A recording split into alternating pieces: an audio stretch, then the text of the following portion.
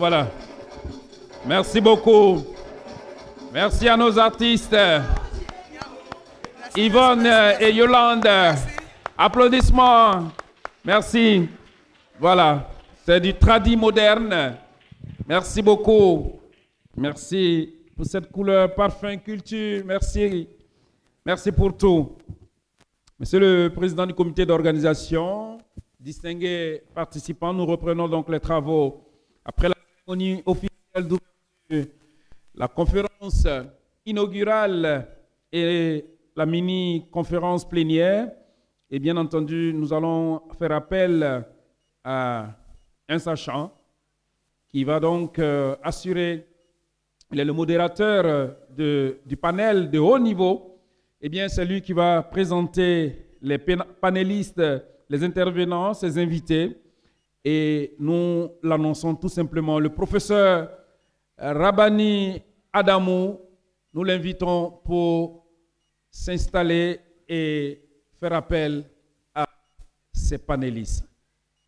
On le reçoit par des ovations. Mesdames et messieurs, le professeur Rabani Adamou. Voilà, professeur.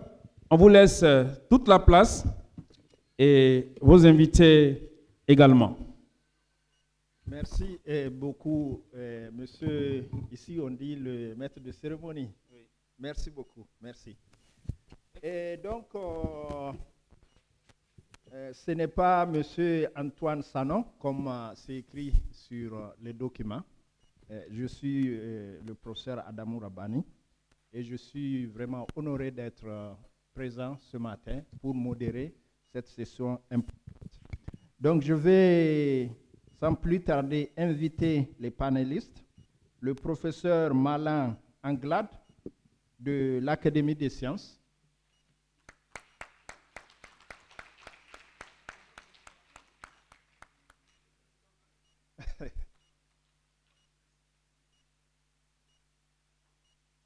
et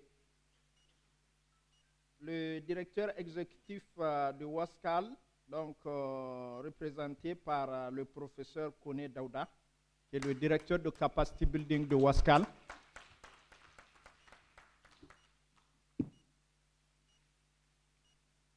Madame Sylvie Pierre, de l'Institut de recherche pour le développement, l'IRD. C'est monsieur. J'ai vu un E. Ok, monsieur Sylvie, s'il vous plaît, excusez-moi. Où est-ce qu'il est? J'étais.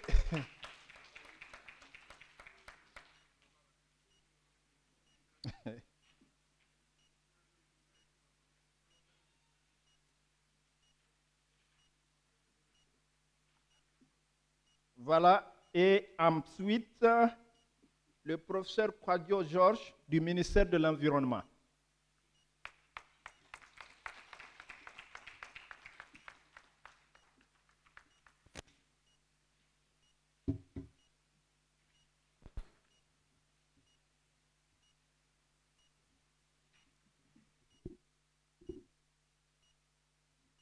Voilà, et mesdames et messieurs, nous avons aujourd'hui donc 4 grandes institutions, l'Académie des sciences, le programme WASCAL, l'Institut de recherche pour le développement et le ministère de l'Environnement pour nous parler d'une thématique très intéressante sur pesticides de synthèse, plantes pesticides, quelle cohérence stratégique, structurelle et environnementale en Afrique.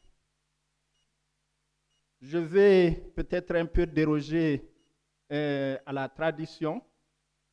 Je vais demander aux différents panélistes, en tout cas pour qu'ils nous donnent plus d'informations, de se présenter à l'assistance.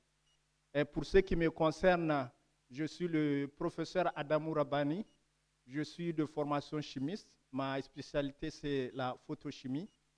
Et je suis directeur donc, du laboratoire matériaux haut environnement de l'université Abdou Moumouni et présentement vice-recteur de l'université Abdou Moumouni et directeur de l'école doctorale Wascal Changement climatique et énergie. Voilà. Donc, Donc, je me tourne vers les panélistes. On commence de l'autre côté, à l'extrême gauche. Merci, monsieur le modérateur, monsieur Moumouni. Je suis Kwadjo Kwame Georges, maître de conférence des universités à l'École normale supérieure d'Abidjan. Et depuis une dizaine d'années, je travaille au ministère de l'Environnement. Mes 5 premières années, j'ai été directeur général de l'environnement.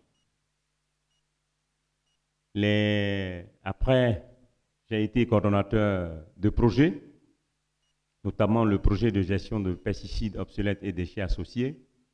Et depuis 1 mois, j'ai été appelé à rester au ministère de l'Environnement en qualité de conseiller technique du ministre de l'Environnement et du Développement durable, chargé de la politique environnementale.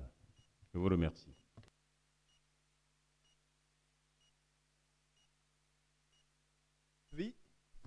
Oui, alors moi c'est Monsieur Sylvie, c'est pour ça que dans mon adresse email récemment j'ai rajouté ma photo, parce que vous comprenez pourquoi maintenant.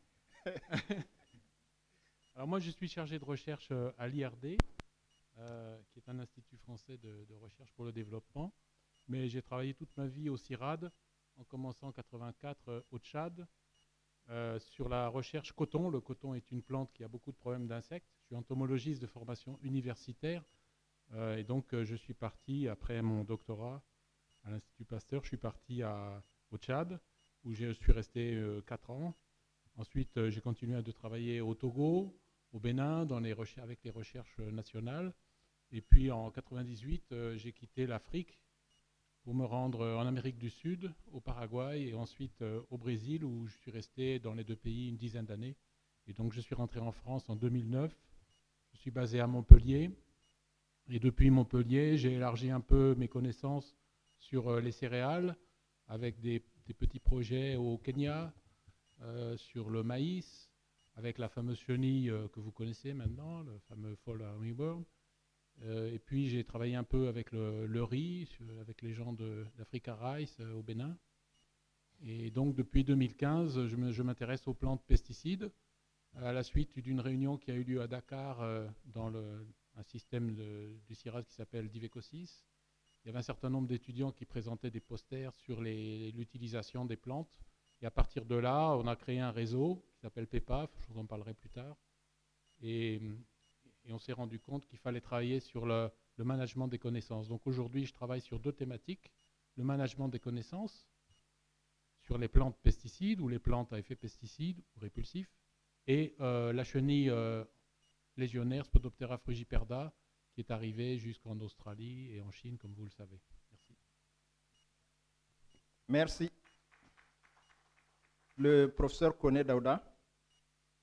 Bonjour à tous, Koné Daouda. Je disais que je vais dire qu'après ma thèse en 98, commencé à l'université en tant qu'assistant et travaillant sur le domaine des maladies des plantes en lien avec tout ce qui est diversité. Donc, parcourir, travailler avec les producteurs pour essayer de voir quels sont les problèmes. Et après au moins 10 années de recherche, nous avons quand même développé certains produits. Et je pense que le stand dehors aussi marque cela. Et travailler beaucoup sur la diversité des pathogènes et sur d'autres champignons qui sont utiles, notamment les champignons mycorhiziens. Et après, en 2012, j'ai été coopté pour être le directeur du programme Wascal en Côte d'Ivoire, de 2012 jusqu'en 2020. Donc, j'ai travaillé sur le programme de changement climatique biodiversité. Et grâce aux efforts des collègues et tout un chacun, on a quand même pu ériger cette école en 2016 en tant que centre africain d'excellence sur le changement africain, la biodiversité et l'agriculture durable, avec un financement de la Banque mondiale qui a pris 4 ans. Et au bout de ces 4 ans, on a été reconduit encore en 2020 sur la même thématique, changement climatique, biodiversité, agriculture durable, cette fois-ci avec un soutien AFD. Et pendant tout cela, je pense qu'on a continué à travailler sur ce qu'on sait faire, notamment le changement climatique en lien avec la diversité des micro-organismes et aussi comment trouver des solutions alternatives pour nos producteurs dans toutes les zones de Côte d'Ivoire en utilisant des plantes, en utilisant des bactéries et aussi en utilisant d'autres espèces qui peuvent nous permettre de développer des produits bio. Donc en 2020, depuis 2020, je suis à Accra en tant que directeur des programmes de renforcement des capacités avec en charge de coordonner les activités de 11 écoles de Wascal dans les 11 pays de l'Afrique de l'Ouest sur 12 programmes. Donc voilà, et puis en 2021, on a été coopté en tant qu'université Wascal pour organiser cette conférence à laquelle vous avez voulu bien venir pour nous soutenir. Merci. Merci. Et je viens au professeur Kouadio Georges. Hein? Oui, oui. Ou bien je ne sais pas. Moi, c'est Malin. Ah, Malin. Malin. Ok. Malin Anglade. Anglade, d'accord. Merci. Ok, de l'Académie des sciences. Okay. Merci, monsieur le modérateur. Moi, c'est professeur Malin Anglade. Je suis pharmacien d'origine. Puis devenu chimiste par la suite, professeur titulaire de chimie analytique et spécialisé dans le domaine du contrôle de qualité des médicaments et des aliments. Bon, comme parcours, bon, je vais faire court. Hein. Voilà. Comme j'ai dit, je suis pharmacien, donc enseignant de pharmacie et à ce titre, très rapidement, lorsque la dévaluation est apparue, j'ai été sollicité par les divers ministres jusqu'à ce jour pour aider à maintenir la qualité des médicaments. D'abord, c'était dans les 15 pays d'Afrique francophone jusqu'à l'île Maurice, assurer la formation des pharmaciens dans le domaine du contrôle de qualité. Plus récemment, dans les pays de l'UEMOA, pour les mettre à un niveau de réglementation suffisant, pour leur permettre de faire face aux faux médicaments qui circulent. Ensuite, j'ai été doyen de la faculté de pharmacie pendant 6 ans. Et puis, depuis 2008, directeur du laboratoire national de santé publique, où nous exerçons une activité très importante dans le domaine de la recherche de tout ce qui est contaminant alimentaire. Quand je dis aliments, c'est pas seulement, c'est également, donc ça touche le domaine de l'agriculture, les résidus des pesticides, mais également les résidus des médicaments, des résidus médicamenteux, parce que pour accroître la production animale, on utilise beaucoup d'hormones, de médicaments, de tranquillisants, des antibiotiques. Et ce secteur-là est très compliqué. Je crois qu'il faudra qu'on fasse des thématiques là-dessus parce que la population a besoin d'éducation. Donc, depuis 2003, à peu près, je suis membre de l'Académie nationale de pharmacie de Côte d'Ivoire, qui est appelée ASCAD, Académie ivoirienne des arts, des cultures, des sciences et des cultures de la diaspora. Alors, au niveau de ASCAD, nous animons une activité qui touche le domaine de la sécurité sanitaire des aliments et c'est ce qui justifie notre présence ici. Nous avions organisé un peu de tout. Hein. Madame Koné parlait tout à l'heure des îles vertes. Nous avons, avec le professeur Ake, effectué des voyages, enfin des missions sur les îles et Otilé pour sensibiliser la population. Nous avons fait des missions dans l'agroforesterie à Daloa, à l'université, pour sensibiliser à la recherche des jeunes, motiver les jeunes à faire la recherche agro-pastorale et également lutter contre tout ce qui est orpaillage, toutes ces plantations et autres. Nous avons fait 3 séminaires sur la sécurité des aliments et puis nous prévoyons de faire un séminaire à Korogo au mois d'octobre, notamment sur le changement climatique et l'avancée du désert à l'université de Korogo.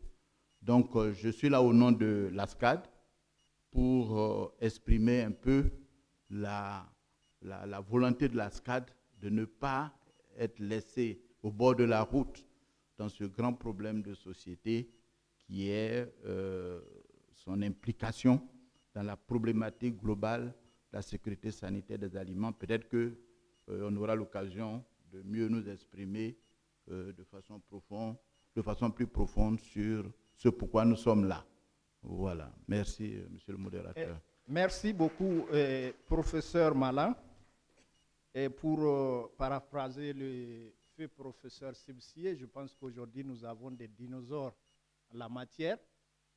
Et je vais essayer et peut-être aussi, une fois encore, de déroger à la tradition, au lieu d'aller directement à la thématique, attendre ce qu'ils ont à nous raconter, ne pas perdre cette opportunité parce que depuis ce matin-là, le contexte a été planté. La nécessité d'utiliser les pesticides, l'importance des pesticides, leurs conséquences sur l'environnement et la santé, et la nécessité de rechercher une solution alternative s'impose. Donc, au regard de ça, je vais proposer certaines questions qui me tiennent à cœur en tant que chercheur dans le secteur. Donc, pour voir comment ces dinosaures-là vont réagir par rapport à ces préoccupations en lien avec la thématique. La première question, je voudrais savoir l'importance comparative que les biopesticides ont par rapport aux pesticides de synthèse. Les pesticides de synthèse globalement appelés les produits phytopharmaceutiques, donc dans lesquels on trouve la famille des insecticides, des fongicides, des larvicides, etc., etc., avec des grandes familles comme les carbamates, les organophosphorés, les pyritrénoïdes.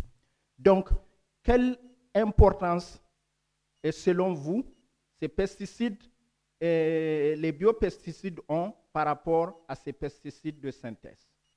J'aimerais aussi apprendre de vous quels seraient les avantages comparatifs du développement des biopesticides pour le continent africain. Nous sommes un continent très souvent qui n'est pas producteur donc, de ces pesticides de synthèse-là. J'aimerais savoir pour quel avantage nous tirons à promouvoir les biopesticides. Et je ne sais pas s'il y a quelqu'un qui veut prendre la parole en premier lieu. J'ai été pris de court ce matin et donc j'ai essayé de vous rendre. Donc j'ai été désigné modérateur ce matin et voilà, j'ai décidé de conduire ce débat-là de cette façon-là. Voilà. Monsieur le ministre de l'Environnement, le représentant du ministère de l'Environnement. Merci, monsieur Moumouni. Adamou. Adamou, pardon. Voilà. Alors, moi, je raconterai d'abord une petite histoire. Les choses qui nous arrivent peuvent nous amener à réfléchir et à chercher des solutions. Alors, je ne savais pas qu'un jour je serais chimiste dans le domaine de l'environnement, mais revenant des cours, alors que j'étais au lycée, j'ai vu ma mère en pleurs et je lui ai demandé, mais pourquoi pleures-tu dans ce chaud soleil de Democro? Elle me dit, un de tes oncles vient de mourir parce qu'il a mal pompé le cacao et il a utilisé du gramosol. Ce nom est resté dans mon esprit. J'étais prédestiné à faire les maths parce que c'est ce que j'aimais le plus et je suis rentré en sciences physiques et plus tard, je me suis retrouvé dans le domaine de la chimie et avec une maîtrise en sciences physiques, je me suis dit, bon, on parlait de l'environnement et j'ai un esprit assez éclectique parce que très tôt, j'ai compris que la philosophie était mon affaire. Donc, l'environnement se prêtait à moi comme un immense terrain vague où je pouvais trouver à boire et à manger pour comprendre les sciences physiques. Et c'est comme ça que je me suis intéressé véritablement à ces questions de chimie. Et chemin faisant, je me retrouve au ministère de l'Environnement et le ministre, dans son discours, l'a dit, le président de la République a feuilleté les domaines du FEM et l'Afrique était sous-représentée en termes de mobilisation de projets.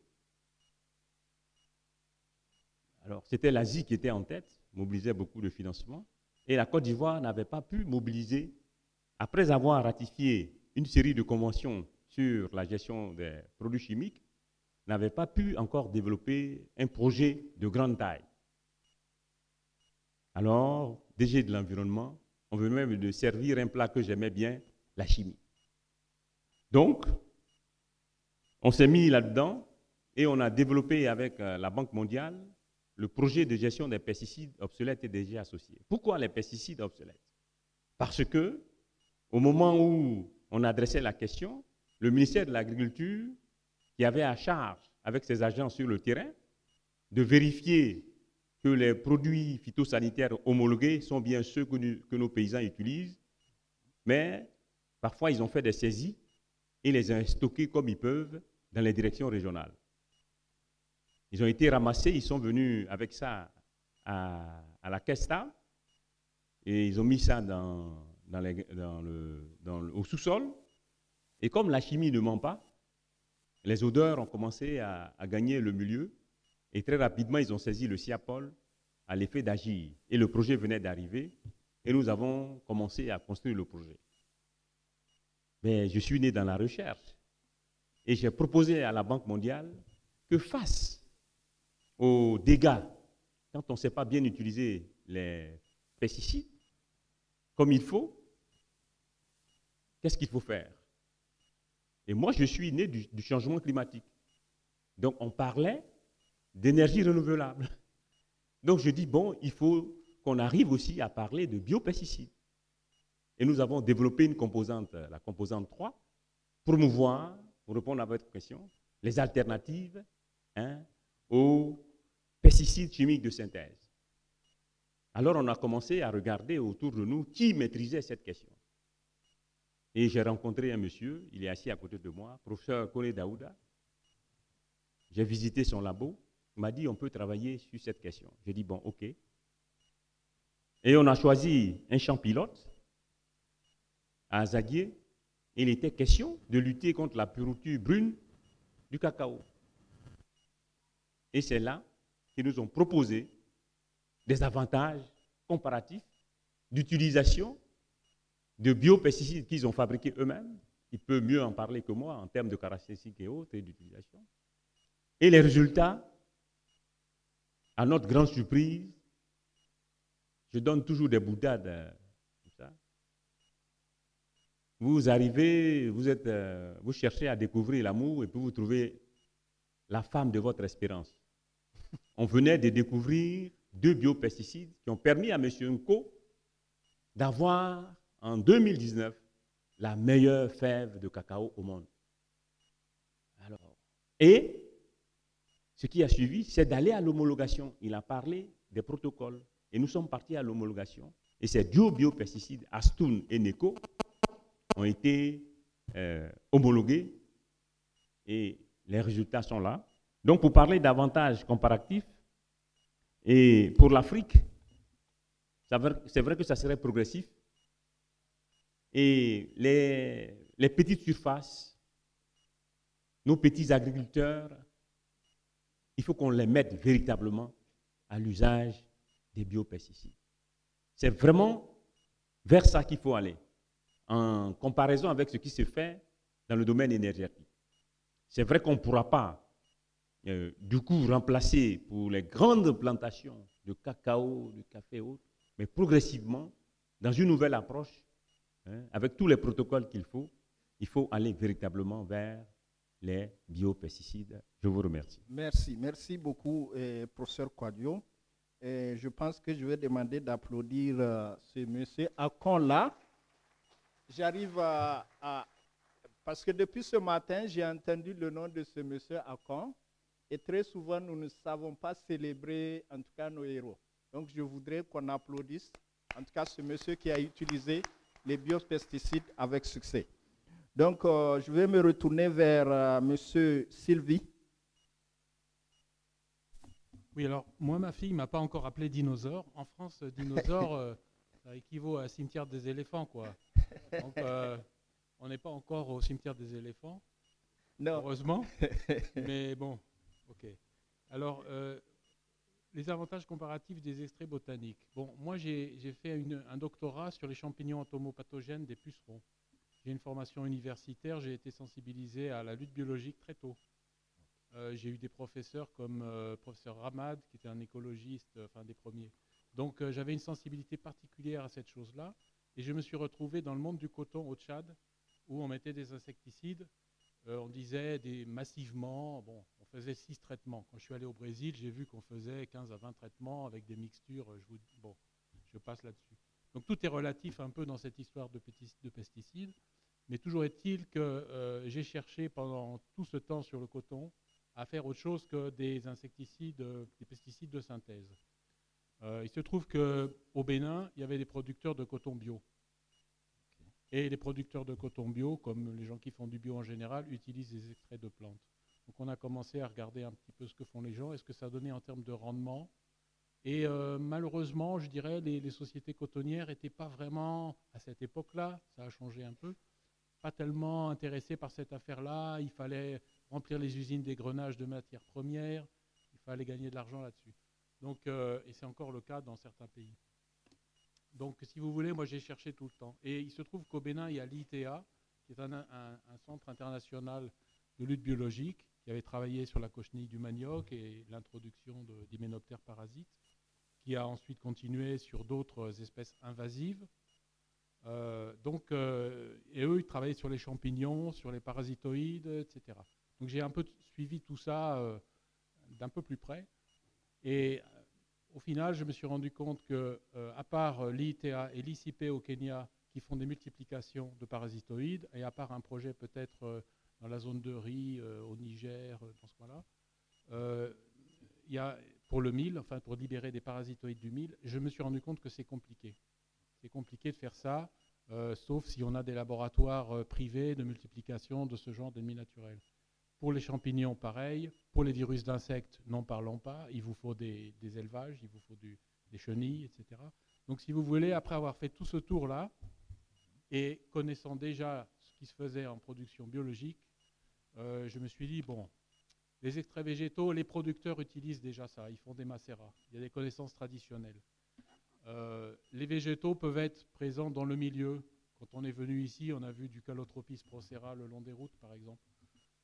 Vous avez l'anacardier aussi, dont les feuilles sont connues pour certains principes actifs. Donc la matière première peut être là, elle peut être éventuellement multipliée, valorisée, comme l'a dit ce matin le professeur Connet.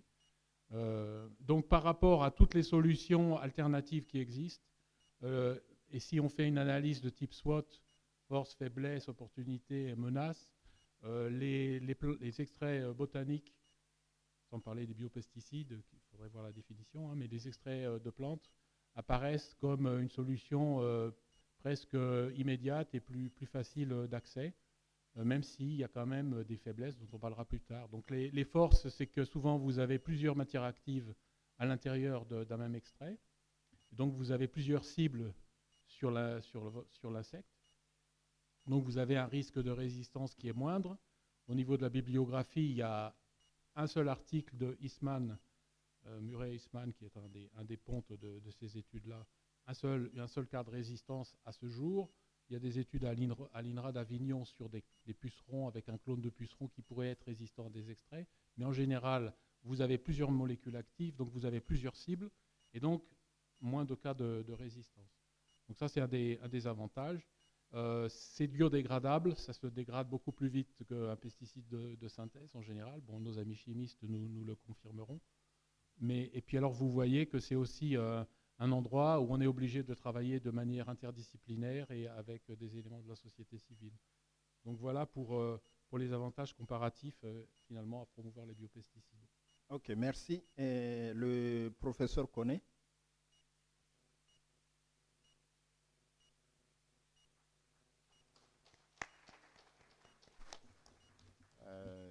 Merci beaucoup. Je pense que on apprend toujours avec les expériences des uns et des autres. Dans mon casque, j'espère que les anglophones ont leur casque pour nous comprendre.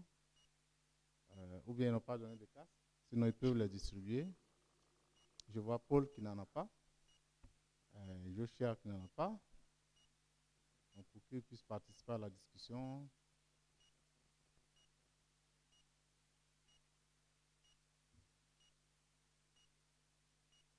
Oui, c'est bon.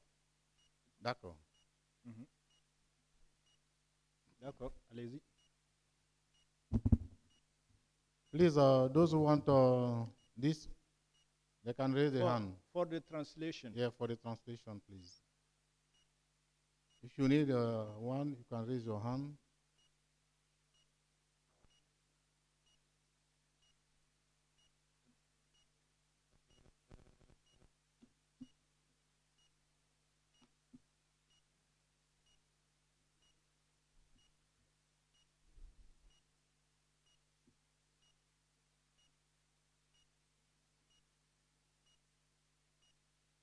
Okay.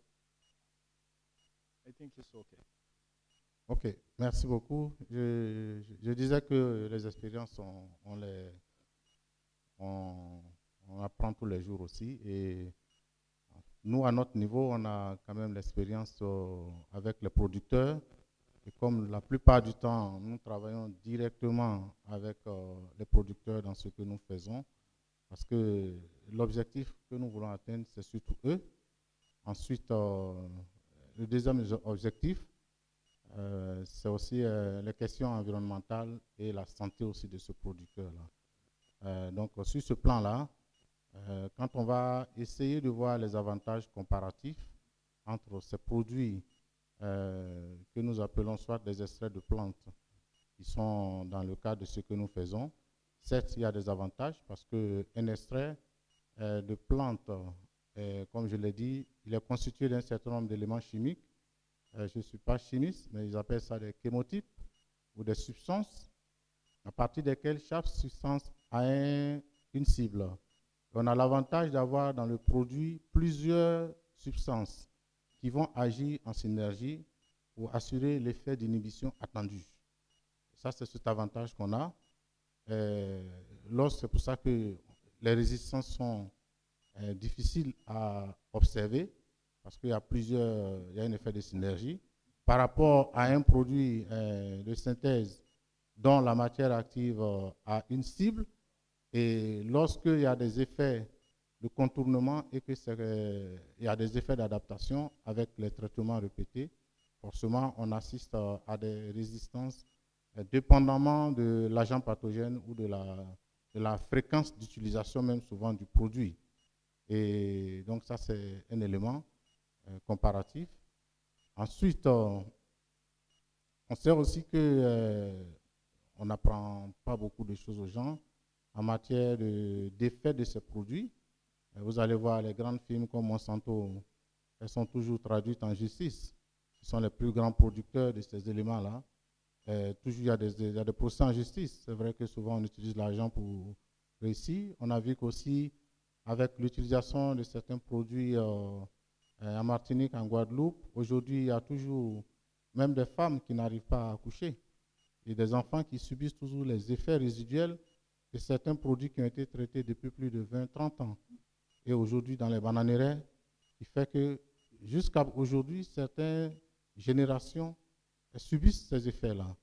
Bon, donc, quelque part, il y a un problème de formation, peut-être, mais il y a aussi un effet de forte utilisation qui amène cela. Je prends un exemple simple. Lorsqu'on a ces produits, en Côte d'Ivoire, par exemple, je prends une bananeraie qui est à côté d'un village. Lorsque les produits étant faits, les traitements étant faits avec l'aéronef ou avec des moyens vraiment lourds, celui qui conduit, lorsqu'il arrive au-dessus du village, il n'arrête pas le traitement. Il continue, ou bien lorsqu'il tourne. Donc, tous ces effets se sentent. Et pendant ce temps, il y a les nappes d'eau naturelles qui sont là, il y a des ressources naturelles qui sont là, qui reçoivent aussi ces produits chimiques. Les effets ont été montrés dans tous les pays africains sur l'environnement, la santé, ou lorsque même l'avion tourne et qu'il y a une source d'eau qui est contaminée, c'est dans cette source d'eau que les gens se nourrissent et que c'est pas forcément la cible qui est toujours à toucher. Donc, il y a, à ce niveau-là, il y a quand même un effet résiduel qui fait qu'il y a des contaminants qui sont dans la nature et qui ne sont pas biodégradables et qui mettent du temps, soit au moins 30, 40, 50 ans avant de disparaître dans les sources naturelles de contamination. Mais l'avantage aussi, c'est que, si on veut parler davantage de ces produits, c'est la disponibilité, la grande disponibilité comparativement aux produits qui sont issus des extraits biologiques ou bien des extraits de plantes ou s'il y a des micro-organismes aussi que l'on utilise pour faire les biopesticides, où la cible aussi est connue, il y a la grande disponibilité. C'est ça aussi qui fait que nous qui travaillons, ou ceux qui veulent s'orienter sur les biopesticides, ont ce désavantage de ne pas suffisamment avoir la matière. Par exemple, aujourd'hui, je disais, il faut adopter une stratégie. On veut faire des produits à partir des extraits de plantes. Il faut déjà connaître c'est quelle plante. Il faut maîtriser la plante. Il faut maintenant chercher à domestiquer, à faire des plantations. Et je pense qu'à partir de là, il y a des structures qui se sont mises ensemble et qui ont pu arriver jusqu'à intéresser les gens à cela. Il y a deux avantages. Lorsqu'on arrive à faire la domestication, on arrive à protéger ce qui est dans la nature. On arrive à protéger aussi le producteur. Parce que généralement, il faut dire qu'en Afrique, nos producteurs n'ont pas cette culture. Madame Koné l'a dit. Et j'ai aussi vu des témoignages où je suis allé dans les champs de coton, où j'ai vu des producteurs qui sont en train de faire des traitements. Et pendant qu'il fait le traitement, il a le plaisir de manger du maïs. Parce que lui, il ne trouve que le produit est dangereux que lorsqu'il tombe. Voilà. Après l'avoir absorbé, s'il n'est pas tombé pendant les 2 minutes qui suivent, pour lui, le produit n'est pas dangereux. Or, c'est une dangerosité dans le temps. Donc ça, ce sont des éléments. Il faut faire beaucoup de sensibilisation, il faut faire beaucoup de suivi, et même il faut aussi prendre des règles. Et l'inconvénient pour nous, ceux qui sont dans le bio aujourd'hui, c'est qu'il y a des choses qui manquent. Par exemple, l'utilisation de ces produits-là, dans certains pays, il n'y a pas de réglementation. Et dans certains, il n'y a pas de document de politique qui oriente aussi l'utilisation de ces produits. Ça fait que, et puis il n'y a pas de réglementation. Certains pensent que dès qu'on a un produit biologique, on dira que bon, il n'y a pas de règles. Donc, on s'appuie aussi sur l'absence de règles. Il y a des industries qui produisent ces produits biologiques qui sont dans nos pays. Ils arrivent à jouer sur la loi pour dire qu'une fois qu'on a ce produit, on peut l'utiliser directement. Parce que la réglementation ne dit pas qu'il faut suivre les procédures régulières d'homologation. Il n'y a pas de document de politique. Donc, en cela, il faut qu'ensemble, on voit comment encadrer tout cela, développer les documents de politique pour que, quelque part, il y ait une orientation. Et pour l'Afrique, il faut dire que si on s'engage dans une démarche avec des documents de politique régionale et puis même au niveau international, on peut cadrer et puis il faut que les chercheurs aussi se disent que ça va mettre du temps de développer ce dont je parle, cet intérêt pour l'industrialisation de ces cultures-là et l'utilisation de ces cultures pour des fins de production de matières biologiques. Bon, c'est un peu ce que je peux dire. Okay. Il y a un gros avantage, mais il faut que ça soit encadré. D'accord, merci beaucoup, professeur Koné. Je pense que les questions claires par rapport à la toxicité de ces pesticides de synthèse ont été évoquées, notamment la toxicité aiguë et chronique. Les avantages comparatifs des biopesticides ont été aussi énoncés, dont entre autres la disponibilité, le coût et même l'aspect difficile qu'on rencontre au niveau des pesticides de synthèse, c'est-à-dire la résistance est vaincue au niveau de ces pesticides. Je vais paraphraser quelqu'un qui a dit les matières premières sont là. Et donc, si la matière première est là, il faut qu'on avance. Donc, le professeur Malin, en plus donc de l'ancienne question, je vais vous ajouter une autre question. Quelle stratégie la recherche doit adopter, en tout cas en tant qu'institution académique de sciences, quelle stratégie la recherche, c'est-à-dire aussi bien les chercheurs que les politiques en matière de recherche, doivent adopter pour promouvoir la recherche, les activités autour des biopesticides et leur valorisation. Merci.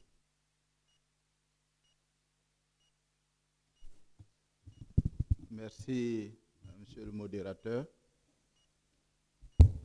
Le fait de parler des politiques m'amène à reformuler la question de base. Pourquoi utilise-t-on des pesticides chimiques ou des pesticides à base de plantes à propriété pesticides? Pourquoi? Voilà, c'est ça le problème. Le gros problème auquel les politiques sont confrontés, c'est l'accès à la sécurité alimentaire sous sa forme qualitative et quantitative. Et donc, les pesticides chimiques ont été utilisés pour permettre d'améliorer la production des aliments. Et cette production des aliments demeure jusqu'à aujourd'hui. Le problème de la sécurité alimentaire est un problème récurrent et un problème existentiel. Donc, le fondement est là.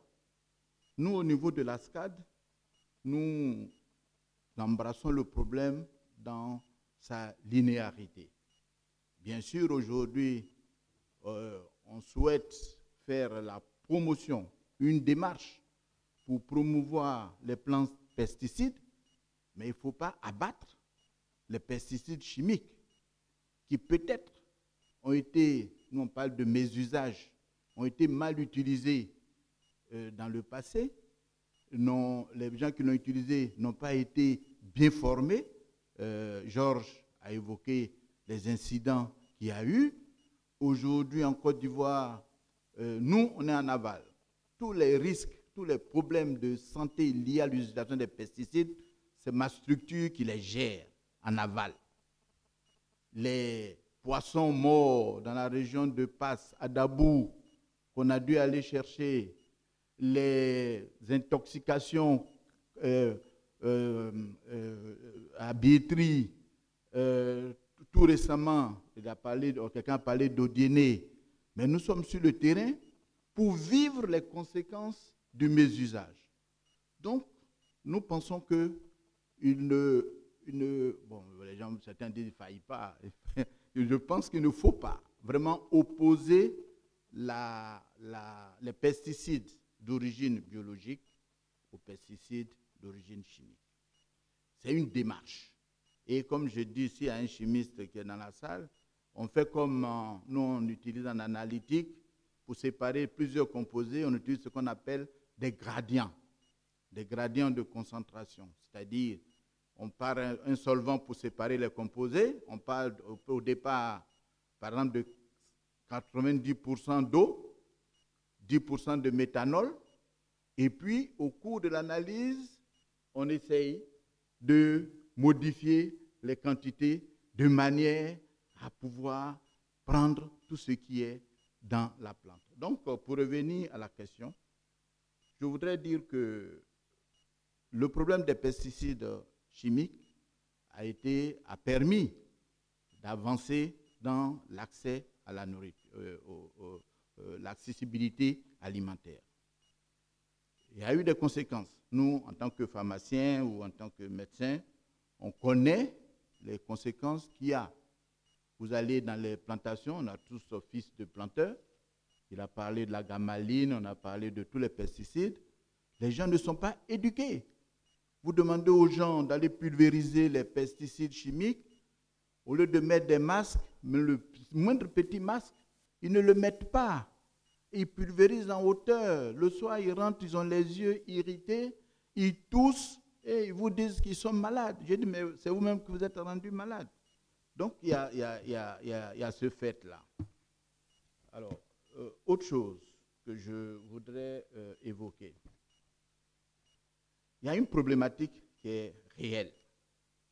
Et cette problématique, c'est l'agriculture intensive, qui est l'agriculture la plus pratiquée et qui permet de satisfaire, que j'ai appelé, comment j'appelais ça d'ailleurs, agriculture conventionnelle, c'est-à-dire celle qui est pratiquement utilisée, qui permet donc d'atteindre des productions élevées.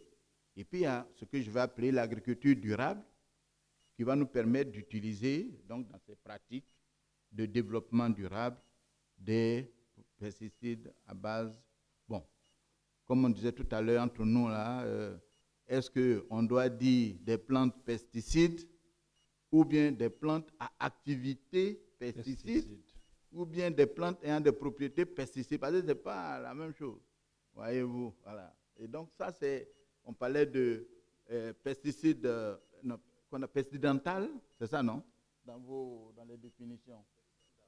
Voilà. Et donc ça pose une problématique. Alors donc ce que je voudrais dire, c'est que pour nous, au niveau de la SCAD, il y a la sécurité alimentaire qu'il faut privilégier, qu'il faut encadrer. Il y a le fait qu'il faut aller par une démarche. Cette démarche passe déjà par la formation des personnes à l'usage des pesticides chimiques qu'il ne faut pas galvauder et rejeter, parce que si on rejette, alors on aura un hiatus dans le système. Et puis, encourager la recherche, vous m'avez posé la question. Voilà, non? Effectivement. Encourager la recherche sur les plantes pesticides. Et je voudrais dire qu'à l'attention aussi, il y a des impétrants, il y a des jeunes doctorants, je voudrais dire que la SCAD offre des bourses de recherche qui peuvent aller jusqu'à 3-4 millions par an pour aider des jeunes doctorants à pouvoir travailler sur des thématiques.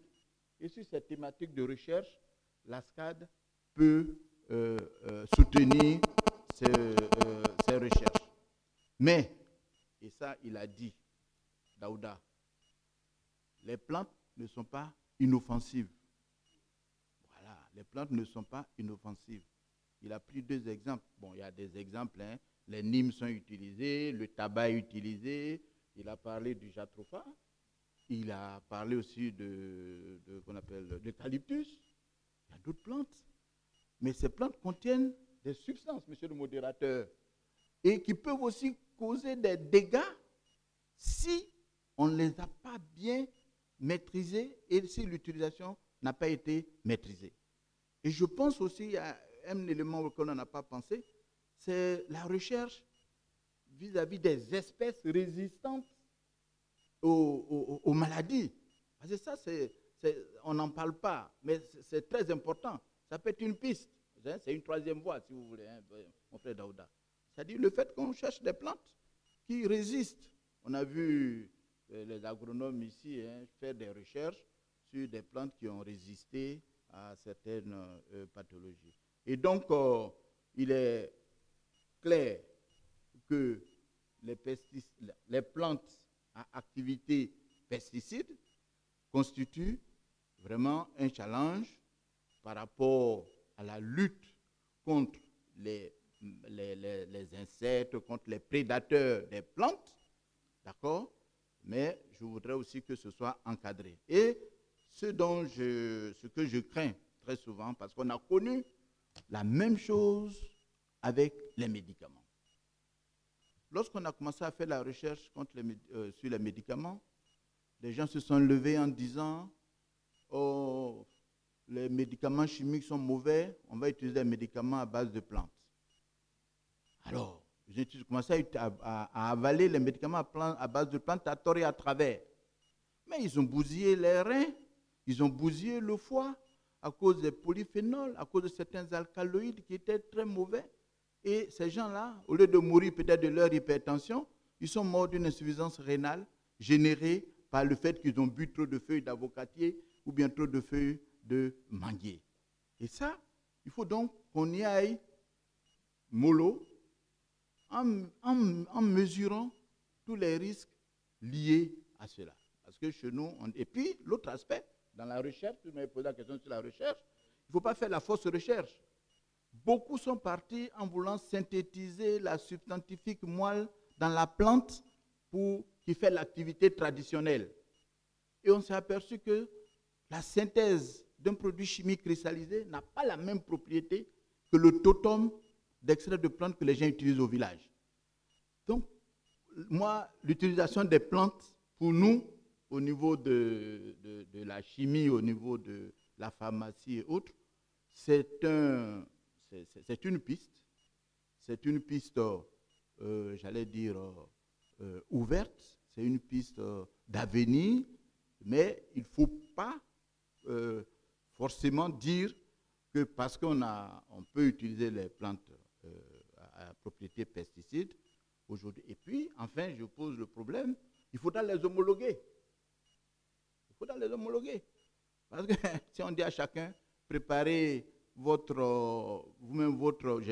moi, j'avais préparé une communication, hein, vous ne m'avez pas permis de faire. Mais voilà, on voit des gens ici qui préparent des mélanges à base de feuilles de Nîmes, hein, ou à base de poivre de Guinée, ou à base de tabac, voilà, ou bien à base qu'on appelle la basilic, base de basilic, ou bien des petits soaveolens.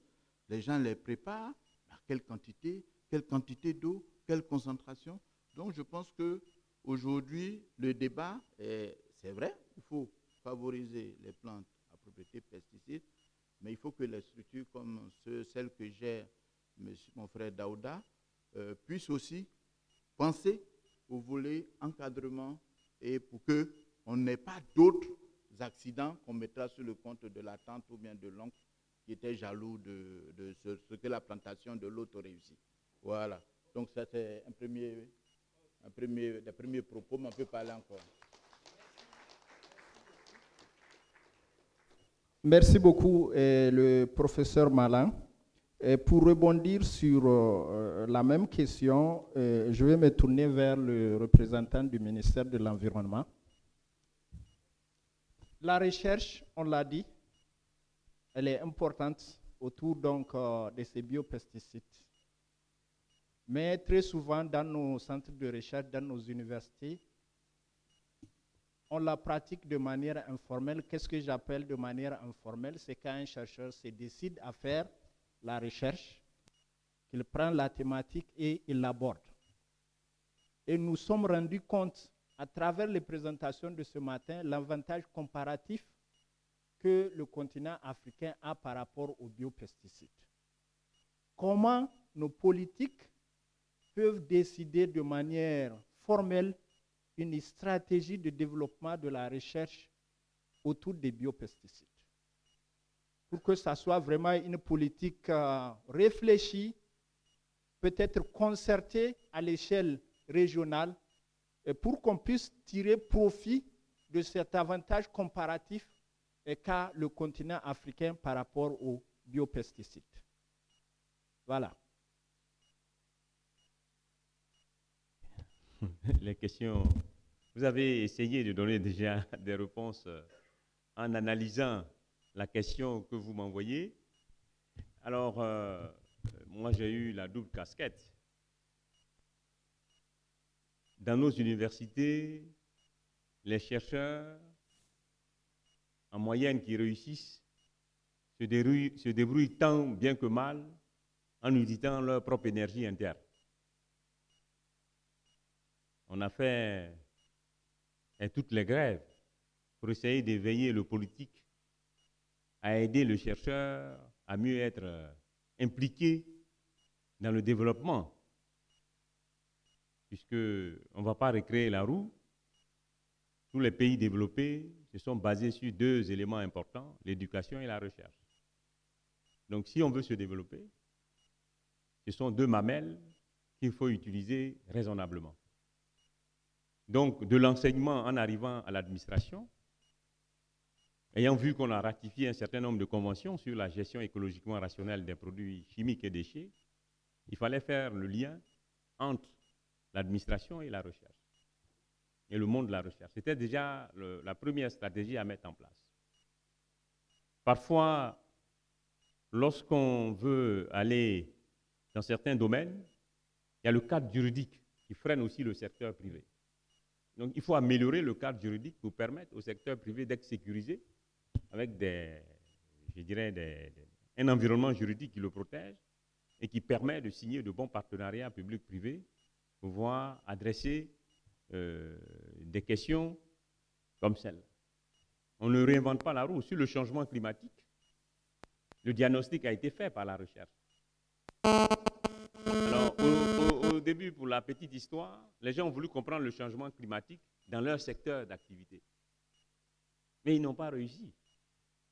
Il a fallu qu'on utilise la mutualisation des intelligences dans les différents domaines pour comprendre que c'est nous-mêmes qui sommes responsables de ce changement climatique qui nous ramène le retour de bâton. Et aujourd'hui, on crie partout, oui, il y a la canicule, il y a les feux de brousse, etc.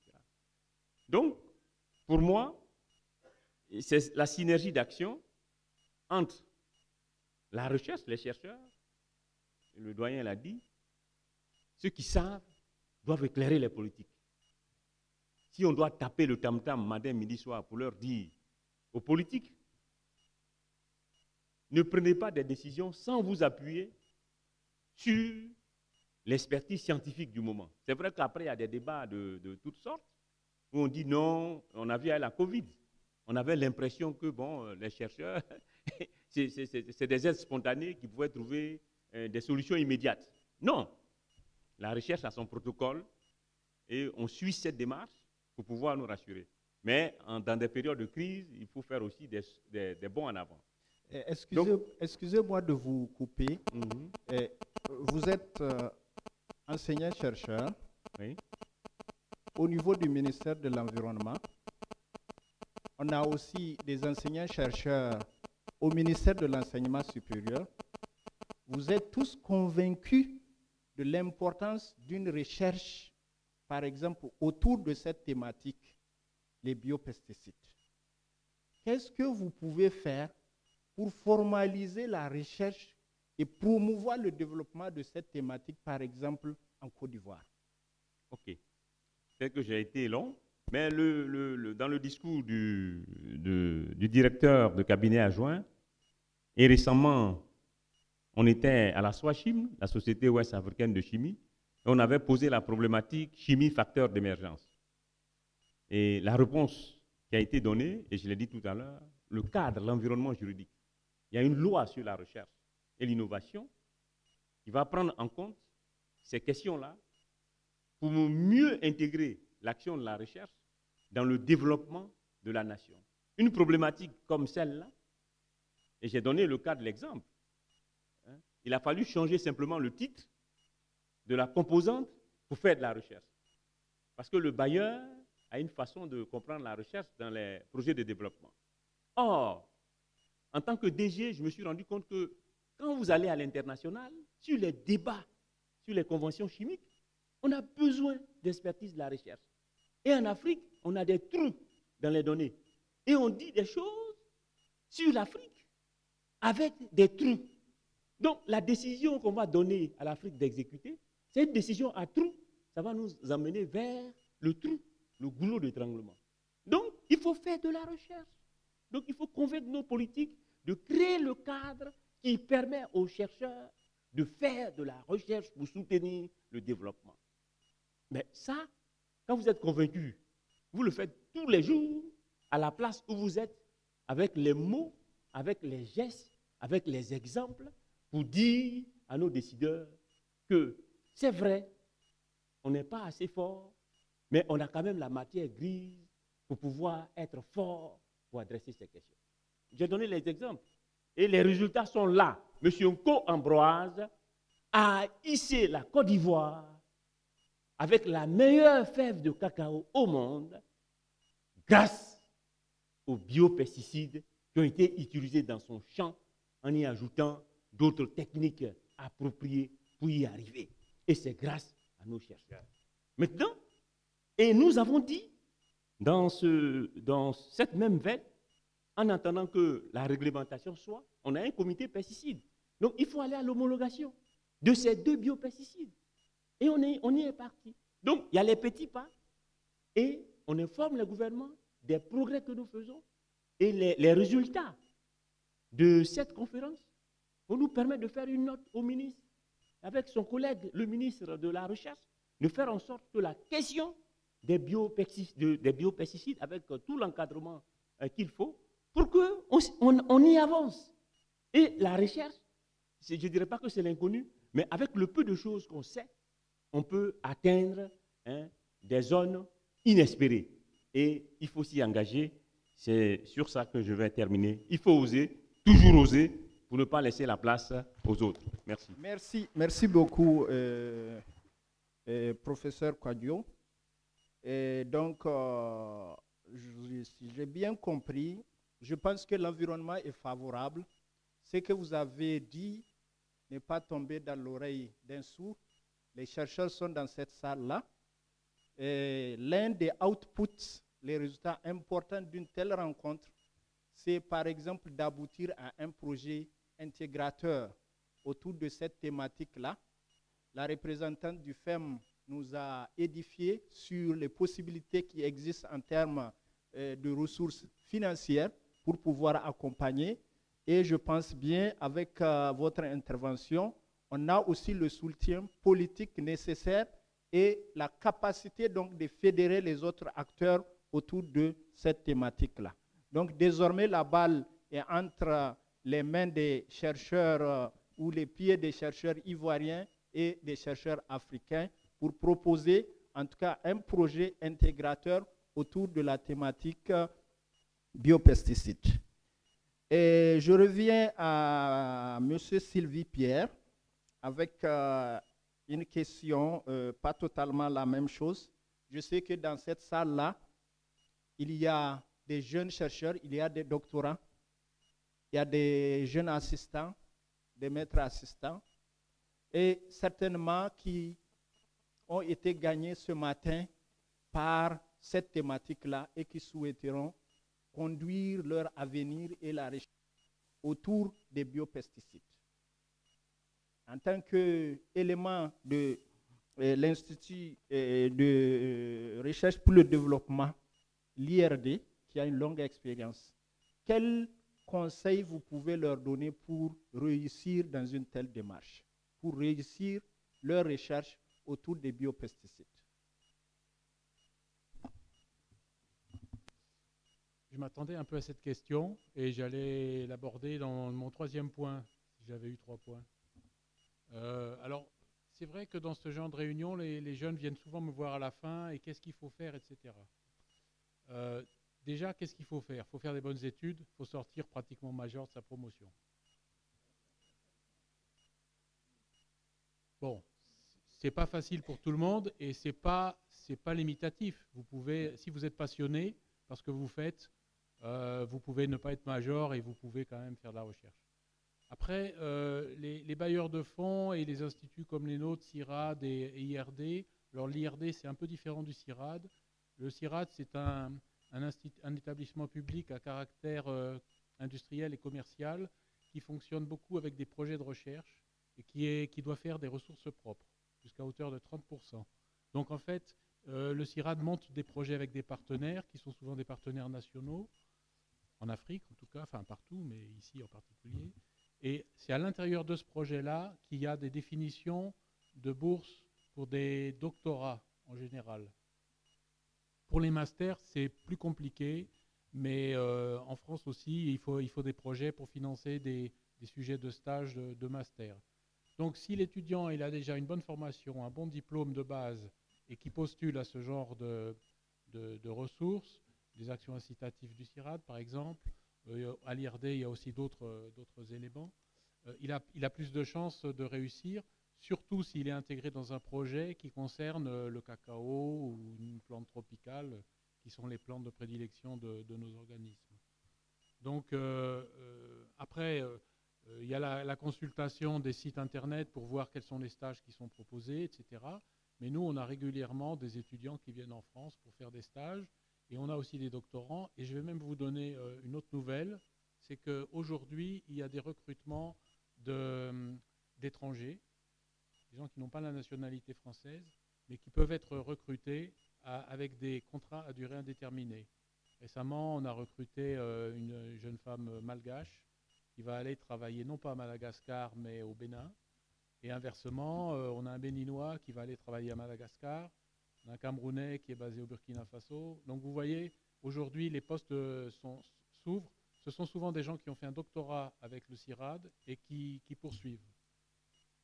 Et puis beaucoup, alors dans tous les domaines, que ce soit sur ce domaine-là. Et alors les plantes pesticides ou les plantes à effet, à activité antibiotique aussi, par exemple, peuvent être utilisées en santé animale. Et vous avez des gens qui peuvent faire parfaitement un doctorat. La santé animale, il y a beaucoup plus d'argent en santé animale qu'en santé végétale en général. Mais donc c'est ça, il faut travailler, il faut être bon, il faut avoir des contacts, il ne faut pas hésiter à contacter les gens. Et puis des fois, on demande, comme on a demandé pour certains étudiants de venir ici à travers des aides de l'ambassade de France. Et puis en fait, si vous ne demandez pas d'argent, on ne vous en donne pas. Donc il faut demander, il faut toujours demander, il ne faut pas avoir honte. Mais par contre, il faut être réactif, il faut avoir un bon dossier. Si on vous demande une photocopie d'un passeport, il ne faut pas envoyer une photocopie d'une carte d'identité. Enfin, vous voyez, c'est basique, mais bon, il faut. Donc voilà. Et Ok, merci. Merci. Je vais retourner au niveau du professeur Koné. La même question, parce que vous êtes un exemple type quand même qui a eu à évoluer dans un environnement difficile, comme tout Africain en matière de recherche. Donc, quel conseil vous pouvez donner à ces jeunes-là pour qu'ils puissent gagner plus de temps? Voilà. Pour qu'ils puissent gagner peut-être s'éclore avant, vous n'êtes pas ancien, c'est vrai, parce que j'ai entendu ce matin qu'il y a votre ancien dans la salle, mais pour qu'ils puissent réaliser ce que vous avez fait là en moins de temps. Okay. Voilà. Je voulais dire d'abord que cette question sur l'utilisation de ces plantes-là, ça prend beaucoup d'engouement, mais je l'ai dit le matin, il faut que réellement, en fonction de l'environnement, en fonction des conditions de production, en fonction même de la plante, qu'on n'aille pas à des processus d'utilisation systémique ou bien de mise en marché systémique dans la main des utilisateurs finaux. C'est ça surtout qu'il faut voir, et c'est mon conseil aux jeunes, c'est que nous avons dans nos États aujourd'hui des règles.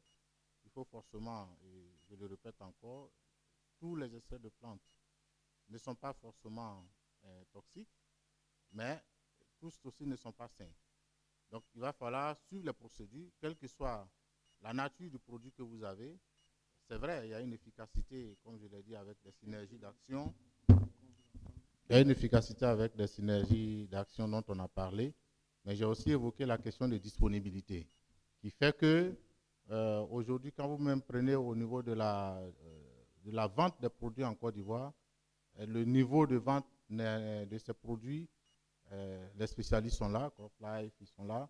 Peut-être que ça ne vaut même pas 2% du marché des pesticides en Côte d'Ivoire. Ça veut dire que ça rejoint un peu ce que le professeur Malan a dit, c'est une question de priorité. Les gens veulent voir la disponibilité alimentaire. Les gens aussi, ceux qui utilisent même pas ceux qui utilisent ça, non pas dans l'alimentation, veulent voir comment il peut avoir suffisamment de produits. Et il y a aussi une question de boulot. Il y a des emplois qui sont sauvés dans ces produits-là. Donc, il y a ces effets qu'il faut voir. Mais pour encourager les jeunes, il va falloir que les États, parce que encore la responsabilité à nos États, c'est vrai, il faut aller, chaque État a son plan national de développement.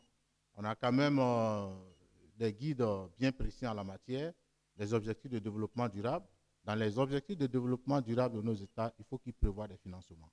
Et les financements, ce n'est pas, ils doivent être mis à la disposition des institutions avec des objectifs clairs.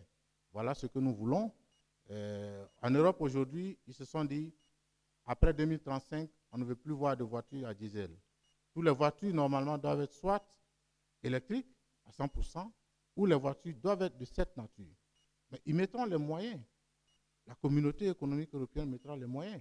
Si c'est des milliards qu'ils doivent investir, mais c'est sûr, à partir de 2035, plus de voitures à gasoil ou de voitures en train de circuler en Europe.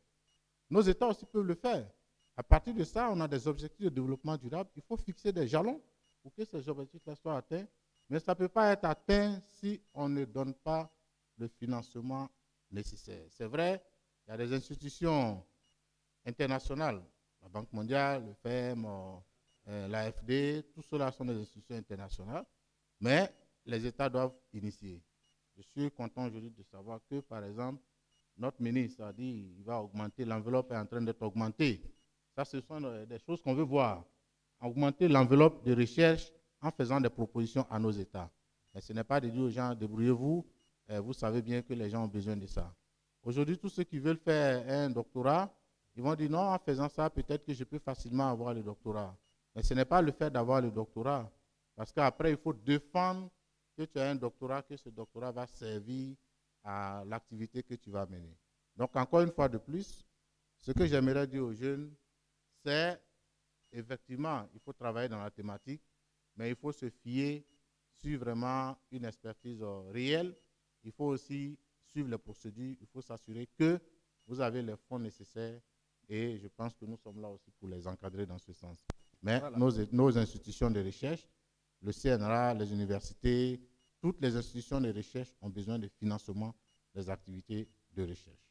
Ou bien une stratégie qui peut permettre de faire le financement de la recherche avec suffisamment de moyens pour les chercheurs. Voilà, merci beaucoup, professeur Koné. Pour finir, une dernière question. J'ai entendu tout au long de la présentation la problématique autour de la réglementation. J'ai entendu aussi des problèmes par rapport à l'usage qui nous amène à une sensibilisation. Selon vous, quelles sont les stratégies que nos pays doivent adopter pour promouvoir la réglementation et la sensibilisation autour des biopesticides? On commence par vous et on termine par le représentant du ministère. Ok. Je termine et je commence en même temps. Merci.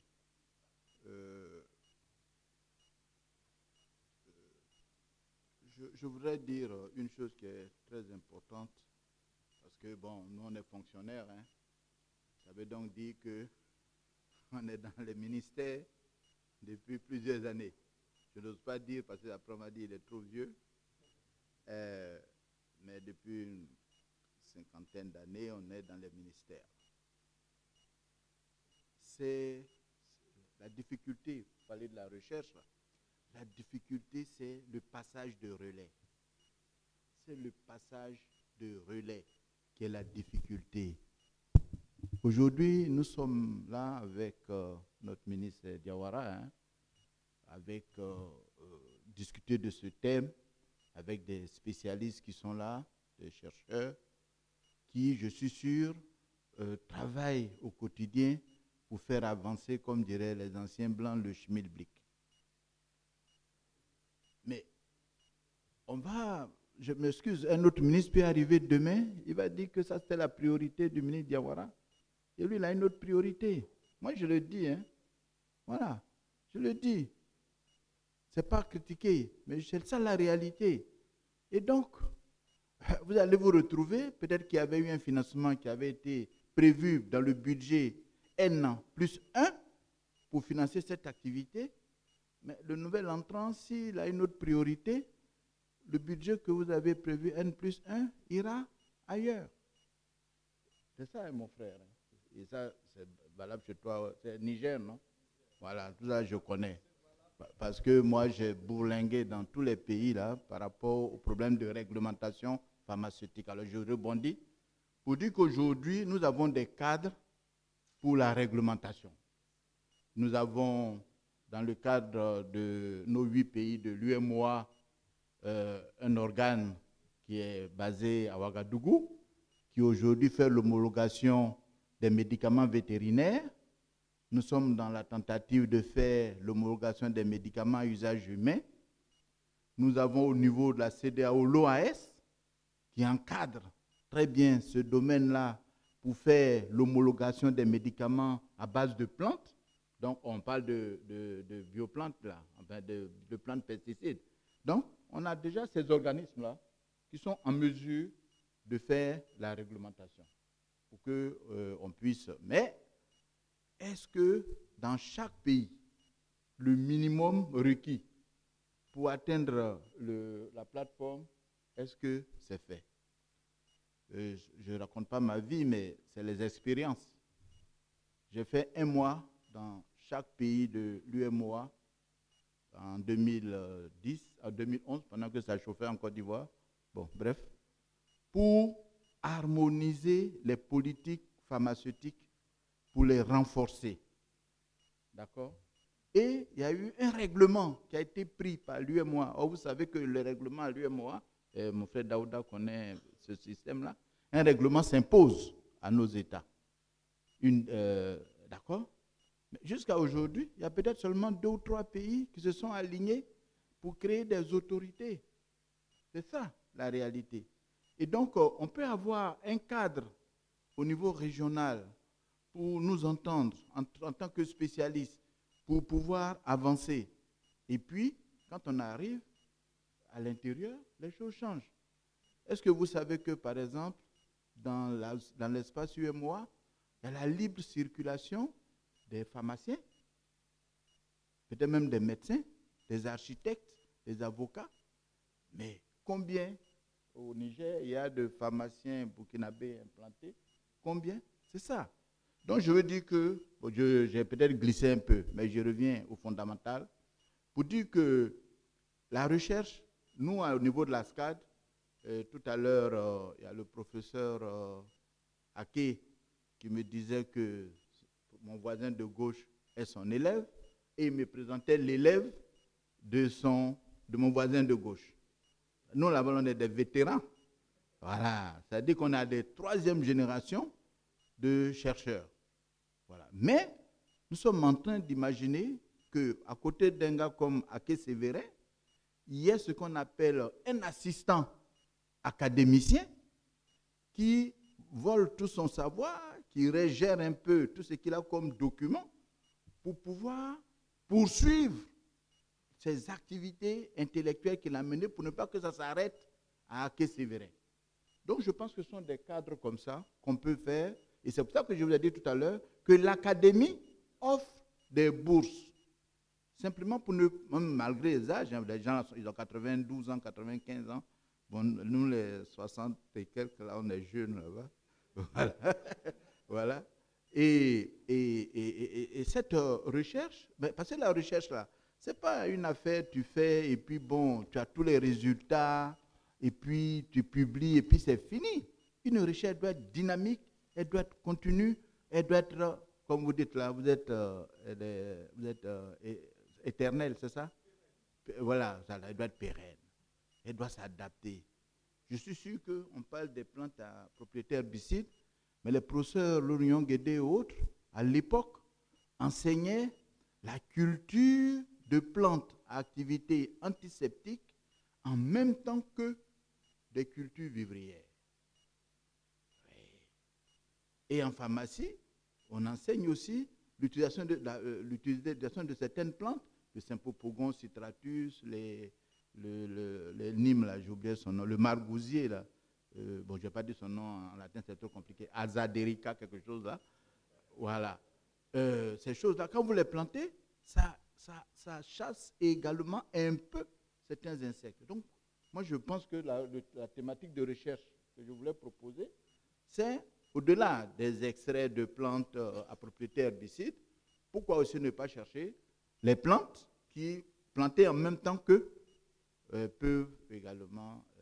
je vois quand les gens font les plantations de palmiers, là, ça je vois que le GERDAT, le CIRAD avait travaillé là-dessus. Quand ils font les palmeraies, vous voyez qu'il n'y a pas d'arbres qui poussent dans les palmeraies. Ils mettent, il y a des plantes qu'on sème là, et puis en bas des palmeraies, c'est propre, c'est clean. En fait, c'est clean, il y a des feuilles, hein. Mais je veux dire que vous n'allez pas avoir de la broussaille, vous n'allez pas avoir... Donc, ça peut être une piste de recherche. Mais mon idée, c'est que la recherche, il ne faut pas que nos recherches soient des plans quinquennaux. Il faut que nos recherches soient des plans comme chez les Chinois, des plans centenaires. Voilà, c'est-à-dire on fait un plan de recherche pour 50 ans, 100 ans, pas pour 5 ans.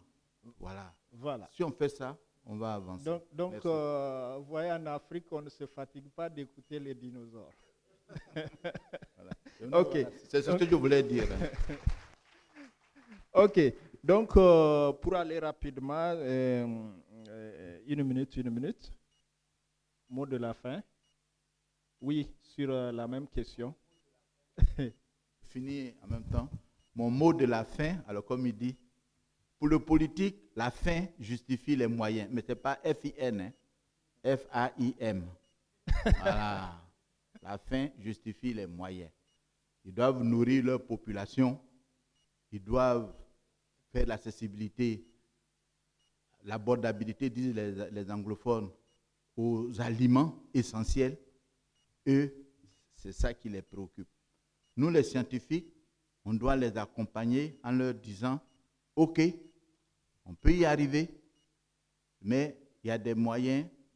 Chez nous, les Baoulés, on dit, ou à Agni, on dit qu'il ne faut pas faire des buts de crocodile. Vous savez, les buts, c'est on fait des modes de terre, on met les ignames dedans pour que les ignames se développent. Vous connaissez les ignames ou le manioc. Mais le crocodile, quand il a fait les buts, qui va devant, quand il travaille avec les pattes, la queue bouge derrière, et puis ça efface tout. Donc en fait, à la fin de la journée, quand il regarde derrière, il n'a rien fait. Et donc il faut qu'on prenne ce principe de laisser quelque chose à la recherche, mais c'est comme un relais. On laisse un relais pas chaud, un relais correct, pour que ceux qui viennent derrière nous puissent poursuivre l'activité. Et je voudrais donc remercier le professeur Aké-Séverin de m'avoir donné l'opportunité d'être à cette table pour échanger sur cette thématique très importante. Ok, qui merci. pour nous, Merci beaucoup. C'est une thématique de transition. Merci C'est la beaucoup. transition. Et professeur Koné, sur la réglementation et votre mot de la fin. Sur la réglementation, c'est évidemment clair. Il faut forcément suivre la réglementation parce que on dit même je n'apprends rien à la salle, on dit même le sel de cuisine est un poison. C'est une question de dose. Donc sur ces questions-là, il y a forcément des règles à suivre quand on veut se rendre compte qu'on a affaire à un produit qui est sans résidus. Il peut y avoir aussi un produit qui a beaucoup de résidus, mais dont les résidus ne sont pas toxiques. Mais quand vous suivez la réglementation pour faire les tests de toxicité, pour faire tout ce qui est procédure, vous arrivez à obtenir quelque chose de valable. Donc, comme il a dit, il y a des institutions régionales qui sont mises en place. On a le comité sahélien pesticides qui est là. Peut-être, comme il a dit aussi, au niveau de la pharmacie, il y a des aspects. Mais la question, c'est le suivi, l'adhésion des pays à ces documents ou bien à ces institutions. Ça, c'est une autre tranche. Je pense que les personnes mieux placées vont nous partager leur expérience et nous donner des indications dans ce sens-là. Oui, on est prêt à soutenir les jeunes, à les orienter à faire la recherche ensemble avec les fonds que les États mettent à disposition, que les fonds que les institutions internationales mettent à disposition, mais on a besoin pour faire la recherche de quand même de suffisamment d'argent pour non seulement aller sur le terrain, avoir les équipements qu'il faut, parce que quand j'imagine, peut-être même vous trouvez en Côte d'Ivoire un appareil qui va faire certaines analyses, c'est difficile. Donc, il faut qu'il y ait cela pour accompagner la recherche. Maintenant, concernant le mot de fin, je dirais oui, allons-y vers cette option parce que l'utilisation des produits ou bien des extraits à base de plantes et même des biopesticides au-delà de ces extraits vient en complément de ce qui nous donne déjà l'agriculture conventionnelle. C'est une complémentarité. Mais au-delà de tout, quel que soit ce que nous allons faire, il faut associer à cela la formation. Et la formation non seulement certifiante, mais les formations de masse, c'est-à-dire la sensibilisation. Je vais m'arrêter là. Merci. Monsieur Sylvie, Pierre. Ben, moi, j'irai directement au mot de fin parce qu'on a tous faim. Donc, le mot de fin, c'est peut-être de l'interdisciplinarité, la pluridisciplinarité, l'intégration des sciences humaines dans tout ce qu'on fait en tant que sciences inhumaines, disent les gens des sciences humaines. On dit sciences dures, sciences molles. Bon, et en ce sens, je voudrais vous signaler l'existence d'un réseau qui s'est créé avec les gens de l'INRA en particulier, qui travaille sur les effets non intentionnels des agents de biocontrôle, donc en particulier des substances végétales. Et donc, dans ce réseau, on a fait déjà un premier atelier en 2021. Et il va y avoir un deuxième en 2022. Et dans ce réseau, on a de tout. On a des linguistes qui vont analyser, par exemple, comment les journalistes vont prendre les mots scientifiques qu'on utilise et comment ils vont les rendre publics et comment le public va les percevoir.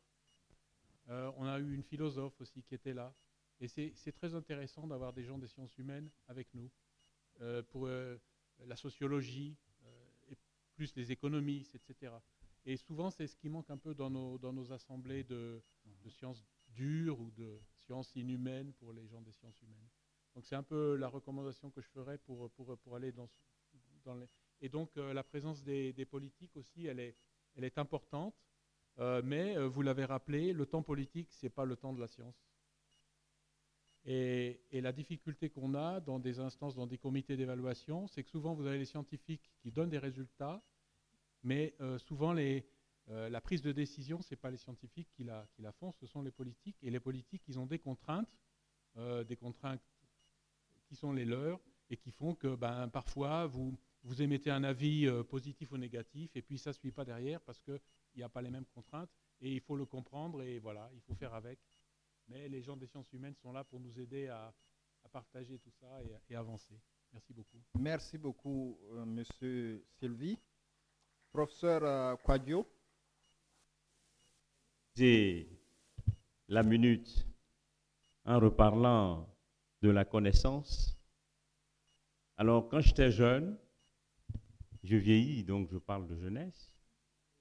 Et être vieux pour la nouvelle génération, ce n'est pas un poids de plus, c'est une connaissance de plus à la jeunesse. Je sais de quoi je parle. Donc, c'est naturel d'être jeune, prendre de l'âge et vieillir. C'est un cycle perpétuel de recommencement de l'espèce humaine où tous les bouts de chaîne s'enchaînent pour créer la vie. Donc, professeur, c'est pour vous répondre. Vous n'êtes pas vieux. Vous avez en vous toute la connaissance rafraîchie au cours du temps de votre âge qui passe et qui se générerait par une connaissance nouvelle pour réalimenter un système de jeunesse qui a besoin de cette connaissance pour pouvoir s'inscrire dans le nouveau monde. Et c'est important de vous avoir et de vous nous donner les conseils. Je me suis inscrit dans la notabilité de mon village pour parler de ces choses en langue vernaculaire. Alors, pour terminer, il a dit, il a conclu, c'est la synergie d'action et il faut toujours oser. Il faut oser. Personne n'a votre devenir en main. Les structures, c'est nous qui avons mis les structures en place. Là où vous êtes, faites ce que vous avez à faire. Et je suis d'accord avec vous que pour la transmission de certaines connaissances, il faut créer des personnes autour de vous. Moi, j'ai eu la connaissance du village parce que dans leur démarche, il faut quelqu'un à qui on transmette la connaissance. Mais pour qu'on te transmette la connaissance, il faut justifier de certaines dispositions et de certaines caractéristiques. Donc, je recommande qu'on pense à mettre des assistants auprès de vous parce qu'on perd de la connaissance quand on n'a pas des circuits de transmission efficaces pour pouvoir exploiter et ne pas refaire les mêmes bêtises. Quand je me mariais, mon grand-père m'a dit une chose. Si tu n'es pas capable de penser un jour tromper ta femme, ne te marie pas. Mais si tu la trompes, elle te quittera. Donc, c'est à toi de jouer. Merci. Merci beaucoup, professeur Quadio. Je pense qu'à l'écoute des différentes interventions, la question quant à la cohérence stratégique, en tout cas de cette thématique, ne se pose plus. La cohérence environnementale également, et on peut ajouter même deux autres cohérences, la cohérence sanitaire et même économique pour notre continent. Je vais terminer par des mots que j'ai entendus, comme la relève, des mots comme la trans- et pluridisciplinarité, des mots comme la synergie d'action, des mots comme engagement, aussi bien au niveau des chercheurs que des politiques, et des mots comme ambition et volonté au niveau des jeunes chercheurs. Merci beaucoup. Je veux ajouter, j'ai été informé que le repas est prêt. Et donc, voilà. Merci.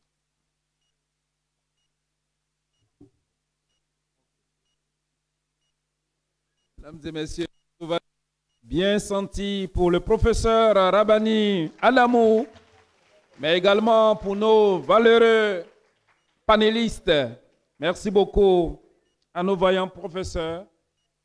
Eh bien, voici donc le temps est donné. Le repas est prêt. Eh bien, nous allons vous inviter dans quelques instants. Après donc des annonces qui vont être faites par le comité d'organisation. Professeur Koné.